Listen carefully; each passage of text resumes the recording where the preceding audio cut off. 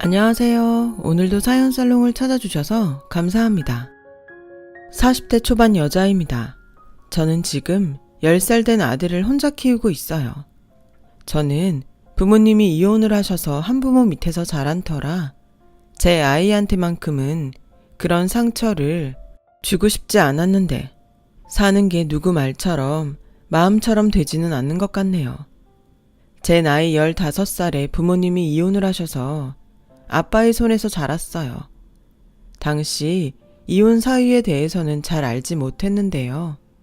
나중에 할머니를 통해 진짜인지 가짜인지 모르지만 엄마가 아빠의 재산에 눈이 멀어 흥청망청 쓰다가 사기꾼에게 단단히 코가 꿰어서 그걸 해결하는 조건으로 이혼을 했다는 소리를 듣게 되었어요. 아빠는 성격이 무뚝뚝하고 늘 회사 일로 바쁘셨기 때문에 어쩌면 엄마는 외로움을 견디기 힘드셨는지도 몰라요. 그렇다고 엄마가 한 행동들이 용서받을 수 있는 행동은 아니기에 그 영향으로 저는 철저하게 혼자가 될 수밖에 없었어요. 그래서 저는 사춘기지만 사춘기 행동을 받아줄 부모가 없었고 어쩌다 아빠와 둘이 집에 있을 때면 그 자체가 너무 어색하고 불편해서 제가 먼저 자리를 뜨게 되는 일이 비일비재했어요. 그런 아빠였지만 저도 아빠에게 감사한 점도 있었죠. 아빠가 꽤 큰 제조회사를 운영하는 사장님이라는 것이었죠. 아빠는 당신이 바쁜 대신 언제나 저에게 용돈을 넉넉하게 주셨고 돈이 많으니 저는 늘 경제적으로 아쉬운 일이 없게 청소년기를 보낼 수 있었어요. 그런데요, 아빠와 단 둘이 살면서 가장 듣기 싫은 말이 하나 생겼었어요. 그건 바로 엄마 없는 애는 티가 난다는 말이었어요.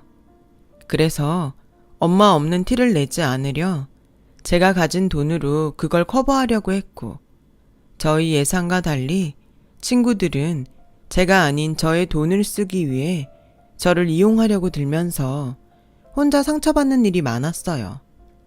그러면서 알게 됐죠. 제가 저의 약점을 감추려고 하면 할수록 그것이 더욱 도드라져 보인다는 것을요. 집에 돈이 많아도 어느 순간부터 그걸 오히려 티내지 않는 사람이 되었어요. 가장 친한 친구 몇 명 외에는 저희 집이 경제적으로 아주 넉넉하다는 것을 알지 못했고 나중에 저와 연애를 하게 된 남편조차도 이 사실을 알지 못했어요. 남편은 저희 아빠와 다르게 말이 많고 또 사람의 기분을 잘 헤아릴 줄 아는 다정다감한 사람이었죠. 이 사람이 오로지 저 하나만을 보고 저를 좋아해 주길 바랬기에 결혼 이야기가 오고 갈 때까지도 경제적인 것들을 모두 오픈하지 않았어요. 남편이 저희 엄마나 친구들처럼 돈 때문에 변하는 것을 정말이지 보고 싶지 않았거든요. 그래서인지 남편은 당연하게 제가 그리 넉넉하지 못한 집에서 자랐다고 생각했고 그에 반해 건물도 하나 있고 그 건물에서 나오는 월세로 생활하는 자기 부모님이 저희 아빠에 비해 훨씬 능력이 좋다고 생각했었나 봐요. 저는 그걸 결혼 전까지 별로 대수롭지 않게 여겼어요. 말을 안 했을 뿐이지 돈이라면 저희 집도 꿀리지 않게 많았으니까요. 그런데요, 뜻하지 않았던 문제가 생겼어요. 바로 저희 부녀가 너무 검소하다는 것이었어요. 아빠는 회사 사장님이시지만 10년도 넘은 양복을 아직도 수선해서 입으세요. 제가 뭐 살가운 딸도 아니고 아빠의 옷까지 챙기지는 않아서 아빠는 상견례장에 당연히 그런 양복 중 하나를 입고 오셨더라고요. 저 역시 단정하게만 보이면 된다는 생각에 마냥 단정하게만 입고 상견례장에 갔는데 저희 부녀의 모습을 본 시어머니는 무례라는 것도 인지하지 못한 채 다 들리는 혼잣말을 하시는데 지금 생각하면 그때가 어쩌면 이 결혼을 멈출 수 있었던 마지막 기회가 아니었나 생각이 드네요. 아휴, 누가 부녀지간 아니랄까봐 이런 자리에 나오면서 어떻게 이러고 나와? 엄마, 다 들려요. 내가 뭐 없는 소리 했어? 그래서 엄마가 결혼은 좀 두루두루 보고 하는 거라고 했지? 너는 애가 너무 순진해서 문제야. 저는 그 말을 다 듣고 속으로 당황하긴 했지만 워낙 긴장을 하고 있던 탓이었는지 문제를 삼을 생각을 하지 못했습니다. 저희 아빠 역시 아무렇지 않다는 듯 앉아 계셔서 상견례 자리는 그냥 그렇게 시작하게 되었어요. 과정이 어찌되었건 이렇게 만나뵙게 되어서 반갑습니다. 식당 예약을 제가 했는데 음식이 입에 맞으실까 모르겠어요. 저희 아들이 워낙에 부족함 없이 자라서 할 줄 아는 게 별로 없지만 아무쪼록 사위로 좋게 봐주세요. 아, 네. 저희 아빠는 시어머니의 고상한 말에 아주 간단히 단답형으로 대답하셨어요. 원래 그런 사람이라 저는 놀랄 것도 없었지만 시어머니와 남편은 많이 당황한 눈치였고 그런 와중에도 시어머니는 고상함을 잃지 않고 이야기를 계속 이어나가셨는데 저희 남편이라도 같이 나왔으면 사돈어른께서 조금 편하셨을 텐데 하필 급한 일이 생겨서 이렇게 저만 나오게 됐네요. 오늘 식사 맛있게 하시고 아이들 결혼에 대해서 생각하신 거 있으시면 편하게 말씀 주세요. 저는 편합니다. 그리고 저는 뭐든 괜찮습니다. 아이들이 원하면 원하는 대로 해줄 생각입니다. 아, 네. 순간 저는 봤어요. 잠깐이었지만 시어머니의 표정이 싸늘하게 굳었고 저는 그게 저희 결혼 생활에 어떤 영향을 끼칠지도 모른다는 생각이 들었어요. 그래서 솔직히 아빠가 야속했고 조금은 원망도 했어요. 어른이 되고 나서 엄마처럼 이혼할 바에는 결혼하지 않겠다고 줄곧 생각한 저였는데 우연히 남편을 만나고 또 남편의 사랑과 관심을 받으면서 누구보다 남편과 결혼을 하고 싶은 사람이 저였거든요. 그러니 혹여 저희 아빠 때문에 결혼이 엎어지기라도 하면 어쩌나 저는 속으로 전전긍긍할 수밖에 없었죠. 시어머니는 표정 관리가 어려운지 자꾸만 냉수를 마셔대는데 저는 어서 빨리 이 자리가 끝나길 마음속으로 바랄 수밖에 없었어요. 그리고 남들처럼 쉽게는 아니었지만 걱정한 것에 비해 무사히 결혼식을 올린 저는 앞으로 남편과 행복하게 살 일만 남았다고 생각했죠. 신혼여행을 다녀오고 시댁에 인사를 가니 저를 기다리는 건 시어머니의 불만 섞인 막말이었어요. 야, 내가 진짜 그냥 넘어갈까 했는데 네 얼굴 보니 도저히 넘어갈 수가 없다. 니네 아버지 원래 그러시니? 아니면 뭐 내 아들이 마음에 안 드시는데 억지로 결혼시키시는 거래? 내가 진짜 생각하면 할수록 속에서 열이 뻗쳐서 잠을 못 자. 어머니 오해세요. 저희 아빠가 원래 말수도 없으시고 무뚝뚝하셔서 그렇게 보였던 것 뿐이에요. 정말? 아니 그래도 그렇지. 아이 몰라. 난 솔직히 너무 기분이 나빠서 이 결혼 엎어버리고 싶었어. 사돈지간인데 어쩐지 무시당한 것 같단 말이야. 네가 봐서 알겠지만 내가 어디 나가서 무시당할 사람이니? 시어머니는 나름 건물주 부인이셨기 때문에 어디 나가서 대우를 받았으면 받았지 무시당할 입장이 아니라고 자부하시는 분이셨어요. 명의는 시아버지 앞으로 되어 있지만 건물 관리는 모두 시어머니가 하셨기 때문에 건물에 들르는 날엔 상가 사람들이 그렇게 저희 시어머니에게 잘 보이려고 애를 쓴다나요? 아무튼 저는 그날 이후부터 시어머니에게 저희 아빠는 원래 그런 사람이라는 말을 계속 변명처럼 해야 했고 시어머니는 그런 저에게 이런 말씀을 하셨어요. 똑똑히 들어. 네가 시집을 늦게 왔어도 우리 집 맏며느리라고 뭔가 기대를 할 수도 있는데 난 첫째고 둘째고 따지지 않는다. 오로지 나한테 잘하는 며느리만 예뻐해 줄 거야. 그래서 재산도 예쁜 며느리한테만 줄 거니까 너 앞으로 행동 잘해. 너도 우리 집 건물 있는 거 알지? 너도 솔직히 뭔가 바라는 것이 있으니까 금수저 내 아들이랑 결혼한 거잖아. 너 인생 역전하고 싶으면 니네 아버지처럼 나 무시할 생각하지 말고 효도해라. 결혼 전 남편의 부모님이 건물이 있다는 건 알았지만 남편이 금수저라 무언가 바라고 결혼을 한 건 맹세코 아니었는데 시어머니는 당신의 재산을 앞세워 저에게 효도를 강요하셨어요. 참 어이가 없었죠. 그런데 더 어이가 없는 상황은 따로 있었어요. 그날은 제가 결혼하고 첫 명절이었어요. 가뜩이나 할 줄 아는 게 없어서 잔뜩 긴장한 저에게 시어머니는 장만 가득 받으시고 저에게 모든 음식 준비를 시키더군요. 어머니, 이걸 저 혼자 다 해요? 왜? 무슨 문제 있어? 아니, 제가 할 줄 아는 게 별로 없어서요. 이래서 엄마 없는 애는 티가 나는 거야. 으휴, 며느리가 있으면 뭐하나. 할 줄 아는 게 없는 허수아비인걸. 이번만 알려줄 테니까 똑똑히 기억해. 알겠어? 시어머니는 그렇게 잔뜩 짜증이 나서는 저에게 음식 만드는 법을 가르쳐 주셨어요.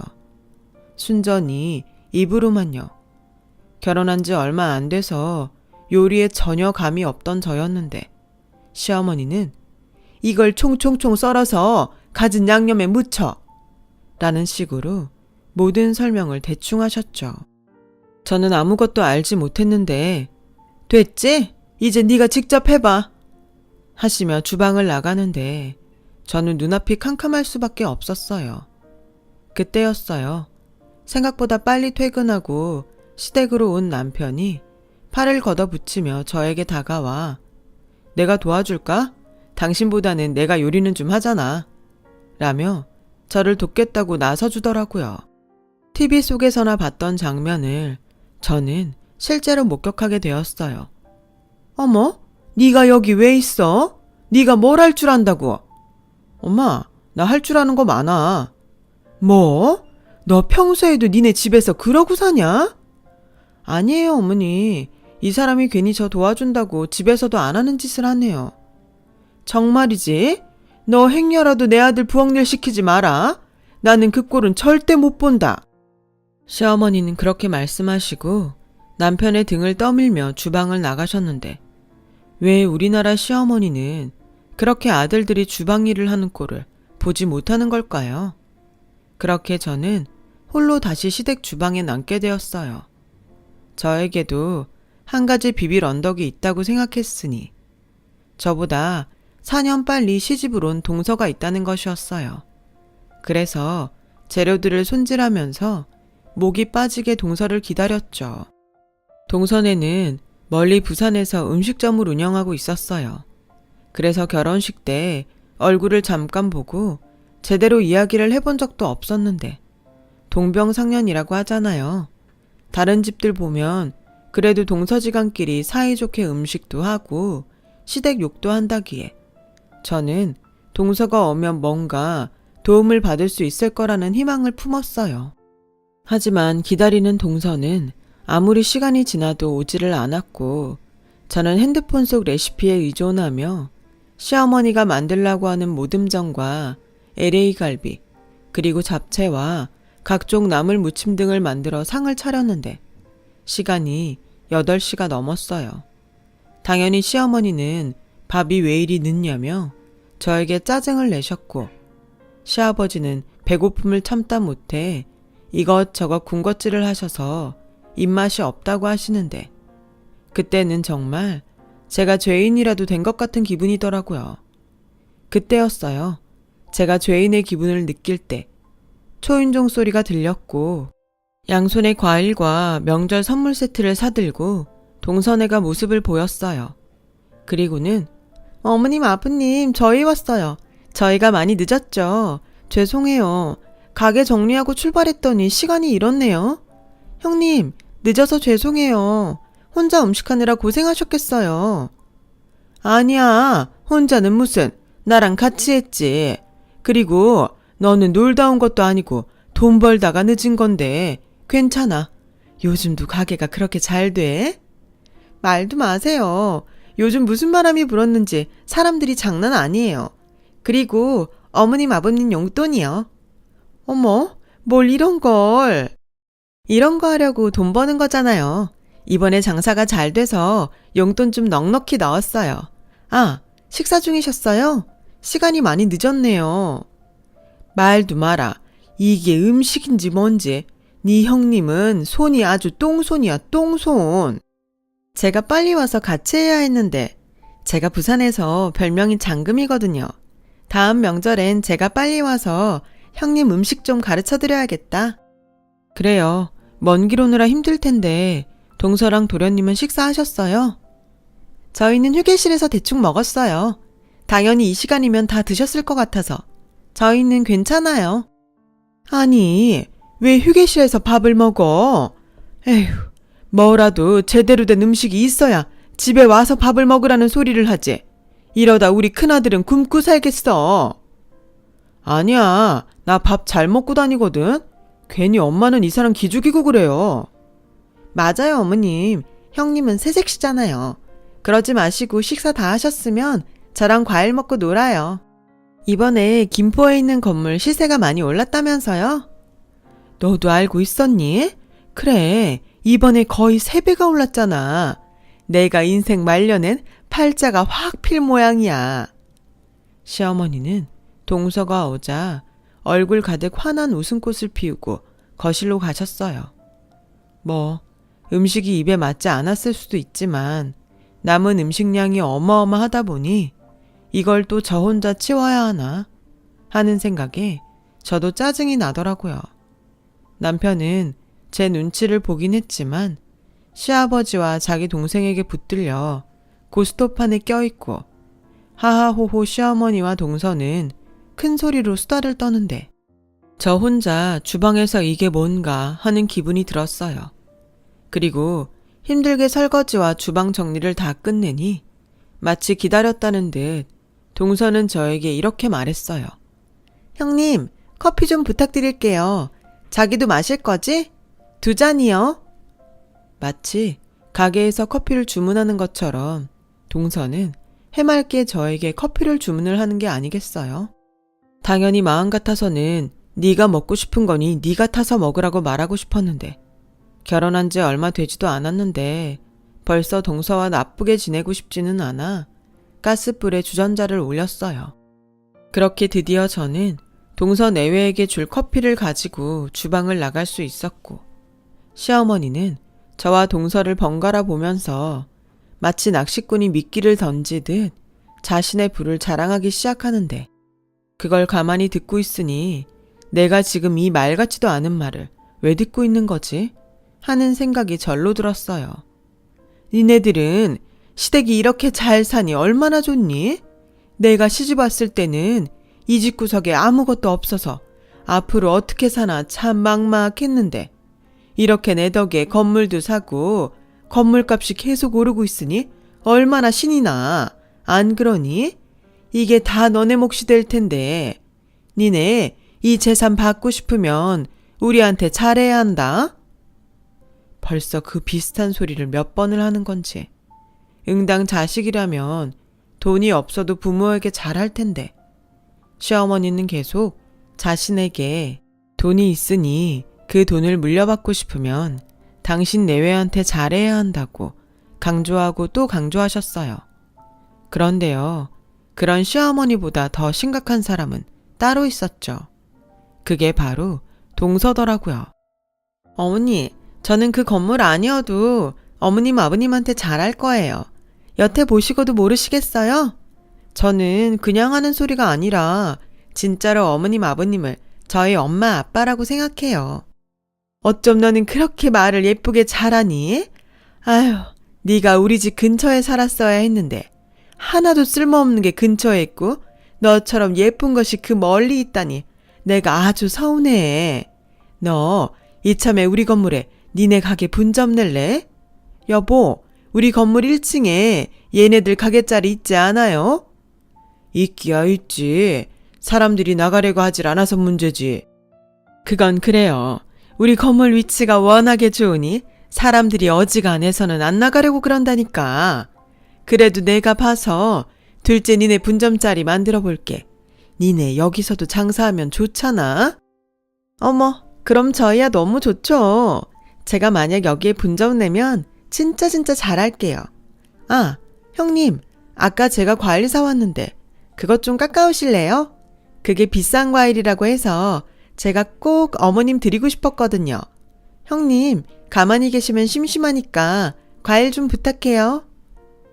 때리는 시어머니보다 말리는 시누이가 더 밉다더니 동서는 연신 시어머니에게 잘 보이려 그렇게 알랑방귀를 끼면서 계속 저에게 이것저것을 시켰어요. 저는 너무 피곤해서 당장이라도 쓰러질 것 같은데 동서가 늦게 온 탓인지 시부모님은 주무실 생각도 하지 않으시더라고요. 그렇게 12시가 넘어서 겨우 저는 작은 방에 이부자리를 펼 수 있었어요. 당장에 가까운 저희 집에 가서 잠을 자고 싶었지만 차마 시어머니에게 집에 가서 자고 오겠다는 말은 못하겠고 남편 역시 제 눈치만 볼 뿐 딱히 도움이 되지 않더라고요. 아, 이래서 시집가면 명절이 싫다고 하는가 보다 라는 것을 뼈저리게 느끼게 되었죠. 저는 그렇게 첫 명절을 끔찍하게 보냈어요. 그리고 다시 일상으로 돌아왔는데 시어머니는 별것도 아닌 일에도 뻑하면 저를 불러 이것저것을 시키셨고 제가 한 것이 당신 마음에 들지 않으면 동서를 이야기하면서 계속 저와 동서를 비교하고 저울질하는데 저도 슬슬 참을성이 한계에 닿았어요. 게다가 제가 결혼 전 연초에 승진을 해서 본격적으로 일이 바빠졌었거든요. 시어머니는 제가 회사 일로 바쁘건 말건 당신이 원하는 것만 일방적으로 요구하셨어요. 예, 너 이따 보쌈용 고기 좀 사와라. 오랜만에 집에서 고기 좀 삶아 먹게. 너 고기 삶을 줄은 알지? 모르면 네 동서한테 물어봐. 그리고 오늘은 퇴근 시간보다 좀 빨리 와라. 고기 삶으려면 시간 걸리니까. 저기, 어머니, 오늘은 제가 야근을 해야 할 것 같아서 힘들 것 같아요. 뭐? 너 지금 우리 집에 오기 싫어서 야근 핑계 대는 거니? 그럴 리가요. 진짜로 일이 바빠서 그래요. 아시잖아요. 제가 이번에 승진해서 일이 많아요. 어머, 별꼴이야? 너 지금 승진했다고 나한테 유세 떠는 거야? 뭐 그래봤자 월급쟁이 얼마나 번다고. 너 내 말 벌써 잊었어? 너 나한테 계속 이런 식이면 난 너한테 재산 한 푼도 못 준다.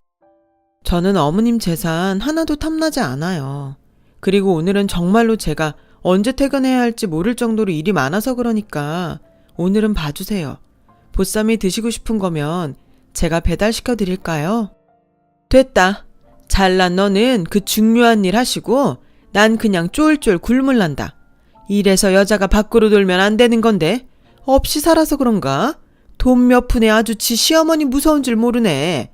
너 각오해라. 지금 네가 네 무덤 팠다. 시어머니는 그렇게 말씀하시고 일방적으로 전화를 끊으셨어요.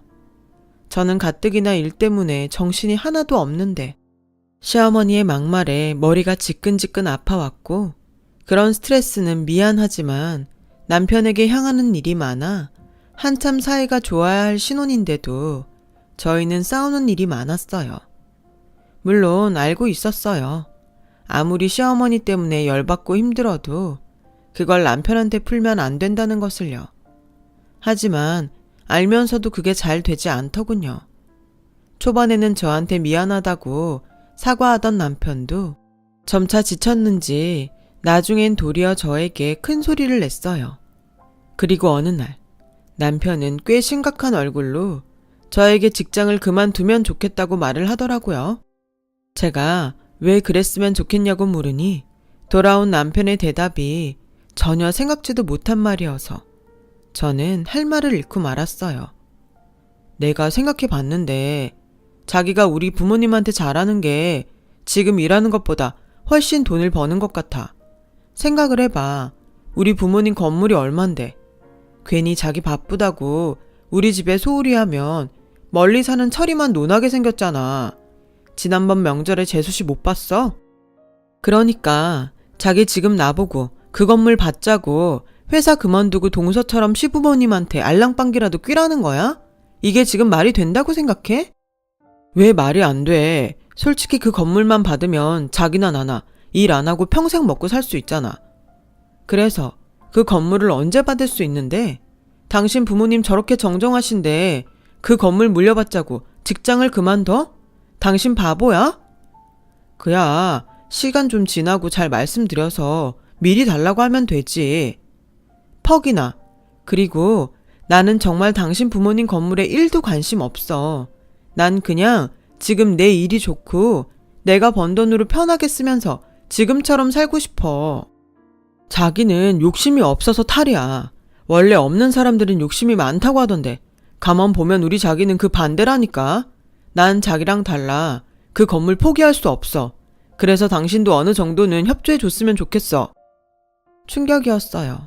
저는 적어도 남편이 그렇게 돈돈거리는 사람이 아니라고 생각했거든요.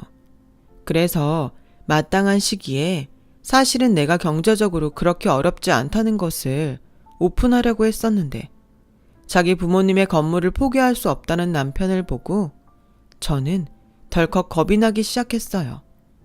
그렇게 두 번째 명절이 돌아왔어요. 동서는 지난 명절처럼 일이 바쁘다는 핑계로 다 늦은 저녁에 시댁에 왔죠. 저는 한 번 당했지 두 번 당하나 싶은 생각에 집에서 미리 명절 음식을 준비해 간 탓에 그래도 두 번째 명절은 전에 비해 수월하게 지나갈 수 있었는데요. 이번에도 동서가 시어머니 옆에 바짝 붙어서 저를 의식하는 듯 온갖 애교와 알랑방귀를 끼면서 말을 하는데 동서 속이 빤히 보이더라고요. 어머니, 요즘도 건물 청소며 관리며 어머님이 혼자 다 하세요? 그럼 네 시아버지는 다 좋은데 꼼꼼하지가 못해. 그래서 내 손으로 해야 문제가 없지. 우리 어머님 힘드시겠다. 제가 1층에서 가게라도 하면 제가 매일 청소며 관리며 다 해드릴 수 있는데. 오죽할까. 너는 나를 닮아서 야물딱져서 아주 딱이지. 기다려봐라.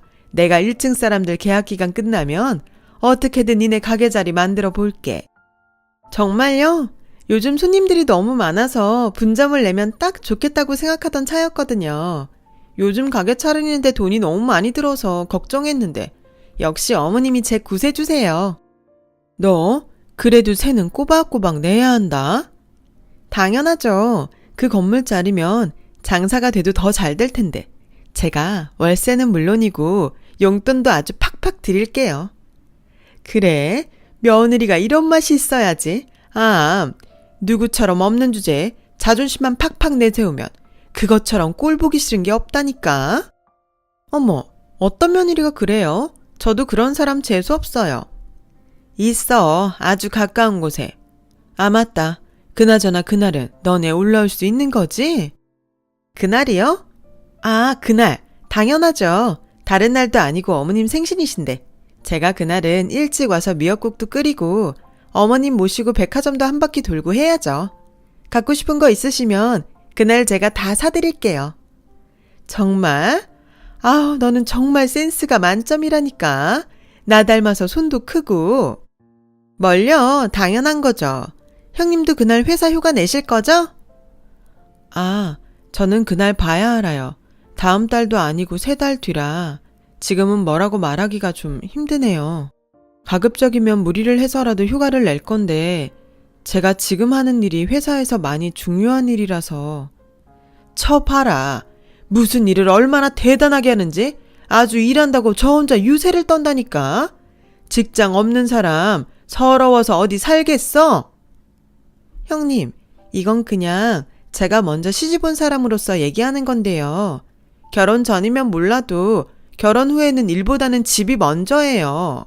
그거 감당 안 될 것 같으면 회사를 그만두셔야 하는 거 아닌가요? 저는 몇 번 보지도 않았지만 동서의 선을 넘는 태도에 더는 참을 수가 없었어요. 당장 코앞도 아닌 3달 뒤 일정을 지금 당장 이야기하라는 것도 웃긴데 감당되지 않으면 직장을 그만두라니 이게 지금 말이 되는 건가요? 그래서 제 부들 못 이겨 자리에서 벌떡 일어나 그 길로 집으로 돌아와 버렸어요. 그러자 먼전 명절에는 제 눈치를 살피던 남편은 그날은 제가 집을 나간 건 신경 쓰지 않았고 다 늦게 술에 취해 집으로 온 남편은 시댁에서 무슨 소리를 들었는지 저에게 시비를 걸더라고요. 당신 진짜 너무한 거 아니야? 어떻게 며느리가 명절에 팽하니 시댁을 나갈 수가 있어? 당신 가고 우리 엄마가 나한테 얼마나 노발대발했는지 알아? 자기 재산 다 처리해 준다고 난리도 아니었어. 그깟 재산에 내가 어디까지 참아야 하는데 나 그 돈 없어도 먹고 사는데 지장 없거든? 당신이야말로 원래 그런 사람이었니? 난 자기가 그렇게 돈돈거리는 사람인지 몰랐어. 정말 실망이야. 실망? 세상에 돈 싫어하는 사람도 있어? 당신도 솔직해져 봐. 당신도 돈 좋아하잖아. 그러니까 그렇게 기를 쓰고 회사 일하는 거 아니야. 일이 좋다는 말 같지도 않은 가식 그만 떨고 눈에 보이는 재산에 집중하자고. 재수씨 반만 따라가 봐라. 뭐라고? 지금 사람을 어디다 갖다 붙여? 그렇게 돈이 좋으면 자기가 자기 부모님한테 살랑거려. 왜 자꾸 엄한 나를 시키는데? 그리고 당신도 눈이 있고 귀가 있으면 알잖아. 당신 어머니가 나한테 어떻게 하시는지. 그걸 보고도 나한테 동서처럼 하라는 거야? 또 그 소리. 나도 자식이야. 당신이 자꾸 우리 엄마 나쁘게 말하면 나도 장인어른 나쁘게 말할 수밖에 없어. 난 뭐 장인어른한테 불만 없는 줄 알아? 뭐라고? 우리 아빠가 살가운 사람은 아니지만 당신한테 무례하게 한 적 있어? 난 100번 1000번 무례하게 하셔도 괜찮아. 근데 나도 솔직히 처가 덕보고 싶지 않겠니? 물론 내가 당신 아무 조건 없이 사랑해서 결혼한 건 맞지만 당신 집 정말 내가 생각한 것보다 너무 없잖아. 정말 어이가 없었어요. 물론 남편의 말에 이해는 갔어요. 저희 아빠가 혼자 사시는데 큰 집이 뭐가 필요하냐며 원룸에서 지내시거든요. 제가 생각해도 보이는 것만 봐서는 저희 아빠가 회사 사장님이라는 것을 믿을 수 없을 것 같긴 해요. 하지만 그렇다고 불만이라니. 저는 그제야 제가 믿었던 남편이 영 다른 사람이라는 것을 깨달았고 깨달음과 동시에 마음이 식어버리는데 무슨 하늘의 장난인지 제가 임신을 했더라고요. 하지만 부부 사이가 별로 좋지 않아서인지 남편은 제가 임신을 했다는 사실에도 별로 기뻐하지 않더라고요.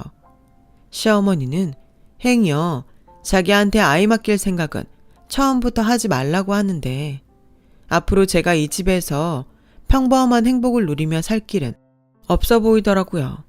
그래도 아이를 생각해서 저는 이혼은 생각하지 않기로 했어요.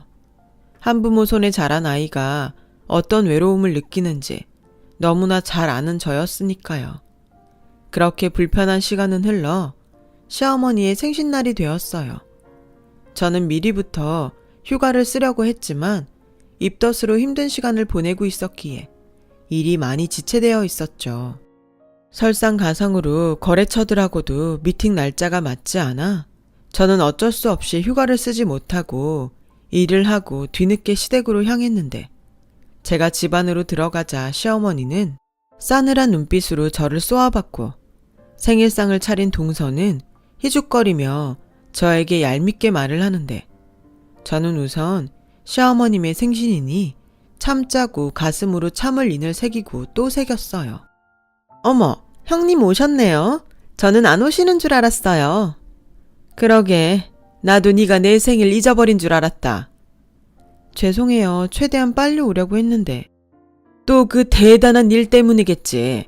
가만 보면 니네 아버지도 그렇고 너도 그렇고 사람을 배려할 줄 몰라. 네 동서를 봐라. 오늘 아침 일찍 와서 이 많은 음식 다 준비하고 나랑 백화점에도 가고 여자가 이런 맛이 있어야지. 어머님, 그만하세요. 형님이 뭐 놀다 왔나요? 그나저나 케이크 사러 간 이 사람은 왜 여태 오지 않지? 천천히 와도 되지 뭐. 네 아버지랑 같이 갔잖아. 부자가 이런저런 얘기 나누느라 늦는가 보다. 그나저나 석이는 언제 온다니? 아, 그게 요즘 그이도 바쁜지 말을 못해서. 안사람이 돼가지고 지 남편을 아주 방치를 하는구나. 옛말에 그래서 집안에 사람이 잘 들어와야 한다고 하는 거야. 네가 잘해봐. 그럼 내 아들이 너한테 말을 안 했겠니? 얼마나 살가우는데. 너랑 결혼하고 얼굴에 그늘이 다 졌잖아. 너 계속 이딴 식으로 하면 나 그냥 내 재산 다 둘째한테 줄 거니까 너 그런 줄 알아. 너는 그 잘난 직장에서 버는 돈으로 아등바등 살면 되지. 안 그러냐? 저는 저를 대놓고 무시하는 시어머니와 옆에서 시어머니 말에 웃고 있는 동서를 보고는 더는 참을 수가 없었어요.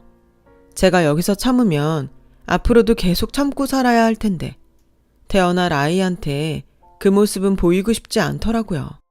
그래서 저는 시어머니에게 잊지 못할 선물을 해드리자고 결심했어요. 어머니, 전에도 말씀드렸지만 저는 어머님 아버님 재산에 전혀 욕심이 없어요. 그래, 꼴에 자존심은 있다는 거지? 아니요, 자존심도 자존심이지만 제가 돈이 아쉽지 않거든요. 실례지만 어머님이 말씀하시는 재산이 얼마인가요? 뭐? 얘 하는 소리 좀 봐.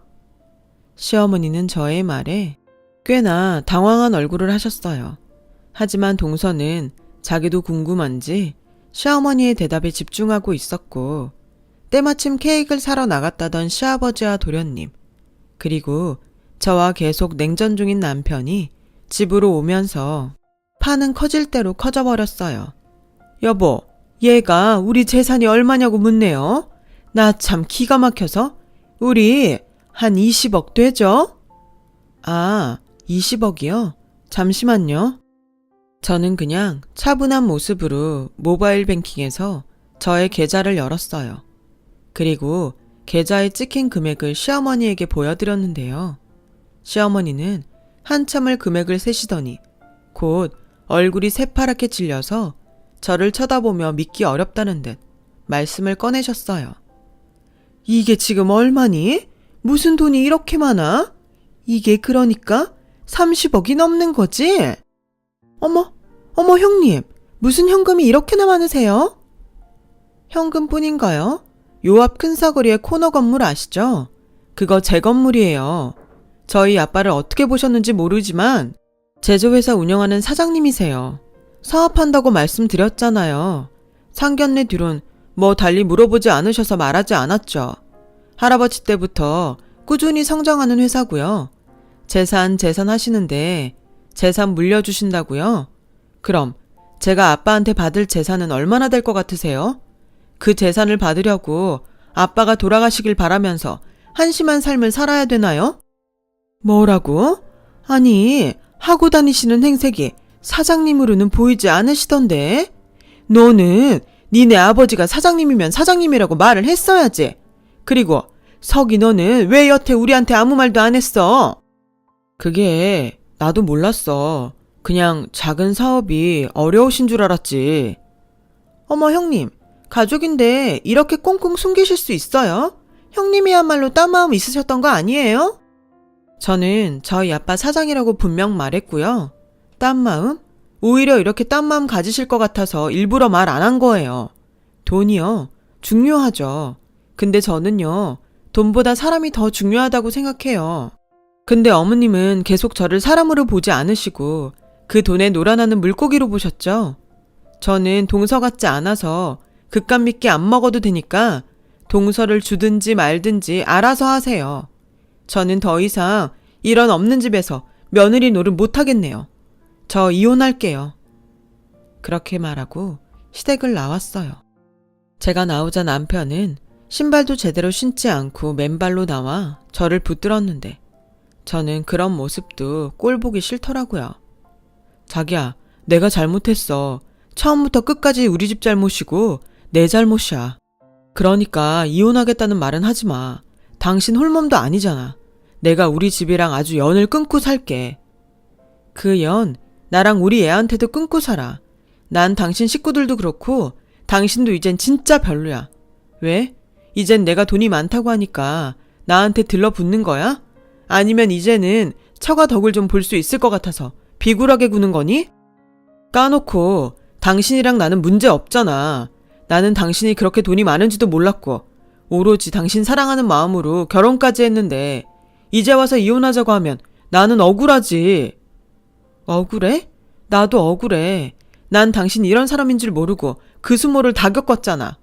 나도 한때는 당신이 오로지 사랑만으로 나를 선택해줘서 그게 고마웠어.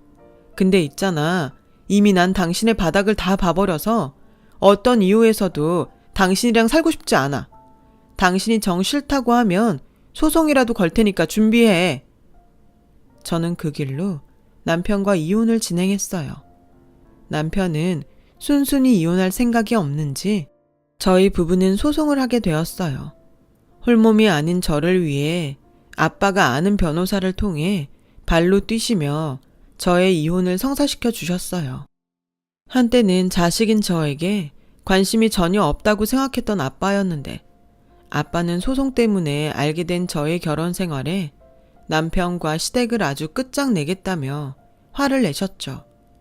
저는 태어나 처음으로 아빠의 그런 모습을 보면서 사실은 아빠가 저에게 관심이 없었던 것이 아니라 언제나 제가 원하는 것을 해주려고 그랬던 거라는 것을 알게 되었어요. 그렇게 1년 정도 걸려 저는 완전한 이혼을 할 수 있었어요. 시댁으로부터 정신적인 위자료도 톡톡히 받아낼 수 있었고요. 남편은 재판 결과에 승복할 수 없다며 몇 번이고 저를 찾아와 진상을 부리긴 했지만 그때마다 저희 아빠가 무섭게 저를 대신해 남편을 상대하니 남편도 더는 어쩌지 못하더라고요. 그 후 저는 아이를 키우며 싱글맘이 되었어요. 아빠는 무엇이든 말하면 해주겠다고 지금도 말씀하시는데 이혼의 책임은 저의 몫인 것 같아서 아빠의 도움은 받지 않겠다고 했어요. 사실 따지고 보면 이미 너무 많은 것을 받았고 또 아이가 크면서 돈이 결코 쉬운 것은 아니라는 것을 꼭 가르치고 싶었거든요. 그래서 저는 앞으로도 계속 성실하게 아이에게 일하는 엄마의 모습을 보여주고 싶어요. 다행히 저희 아들은 아빠가 없어도 씩씩하게 잘 크고 있습니다. 아직은 어린 나이인데도 자기가 남자라며 여자인 저를 지켜주겠다는 감동의 말도 해주는데 이런 아들이 있어서 그런지 저는 하루하루가 아주 행복하답니다. 이제 외롭지도 않고요. 인생에는 정말 정답은 없는 것 같아요. 항상 바른 생각으로 최선을 다한다면 그것이 정답으로 가는 길이 아닌가 생각하며 지금까지 제 긴 이야기를 들어주셔서 너무 감사합니다. 보람되고 행복한 하루 되세요. 여러분, 사연 댓글에 응원과 현명한 조언 부탁드려요. 좋아요와 구독은 저에게 큰 힘이 됩니다. 오늘도 좋은 일 가득하세요.